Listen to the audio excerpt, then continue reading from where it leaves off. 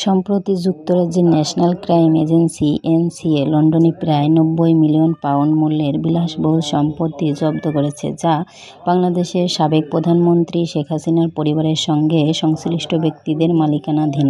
এই সম্পত্তিগুলোর মধ্যে কিছু গ্রোসভেনর স্কয়ার এবং গ্রেশাম গার্ডেন্স এলাকায় অবস্থিত, যা অফশোর কোম্পানির মাধ্যমে কেনা হয়েছে। এই পদক্ষেপটি ২০২৪ সালের ছাত্র নেতৃত্বাধীন বিপ্লবের পর বাংলাদেশের নতুন সরকারের অনুরোধে গৃহীত হয়েছে। জব্দকৃত সম্পত্তির মালিকরা হলেন আহমদ শায়ান রহমান এবং আহমেদ শাহরিয়ার রহমান, যারা শেখ হাসিনার সাবেক উপদেষ্টা সালমান এফ রহমানের পুত্র ও ভাতিজা। তারা যুক্তরাজ্যে এই সম্পত্তিগুলো কিনেছেন, যার মধ্যে কিছু সম্পত্তি শেখ হাসিনার বোন শেখ রেহানা এবং তার মেয়ে টিউলিপ সিদ্দিক ব্যবহার করতেন। বিশেষ করে গ্রেশাম গার্ডেন্সের একটি বাড়ি, যা আগে শেখ রেহানা ব্যবহার করতেন, সেটিও জব্দ করা হয়েছে। বাংলাদেশের দুর্নীতি দমন কমিশন দুদক শেখ হাসিনার পরিবারের সদস্যদের বিরুদ্ধে দুর্নীতির অভিযোগে তদন্ত শুরু করেছে।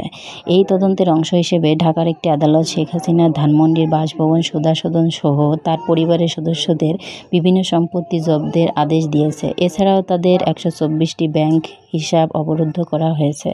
এই ঘটনাগুলি বাংলাদেশের রাজনৈতিক অঙ্গনে ব্যাপক আলোড়ন সৃষ্টি করেছে। শেখ হাসিনার পরিবারের সদস্যরা এই অভিযোগগুলোকে রাজনৈতিক উদ্দেশ্য প্রণোদিত বলে দাবি করেছেন। তবে বাংলাদেশের নতুন সরকার দুর্নীতির বিরুদ্ধে কঠোর অবস্থান নিয়েছে এবং এই ধরনের পদক্ষেপকে স্বচ্ছতা ও জবাবদিহিতার অংশ হিসেবে দেখছে। এই পরিস্থিতিতে আন্তর্জাতিক সম্প্রদায়ের নজর বাংলাদেশের রাজনৈতিক পরিবর্তন এবং দুর্নীতির বিরুদ্ধে গৃহীত পদক্ষেপগুলোর দিকে কেন্দ্রীভূত হয়েছে। শেখ হাসিনার পরিবারের সম্পত্তি জব্দের এই ঘটনা বাংলাদেশের রাজনৈতিক ইতিহাসে একটি গুরুত্বপূর্ণ মাইলফলক হিসেবে বিবেচিত হচ্ছে।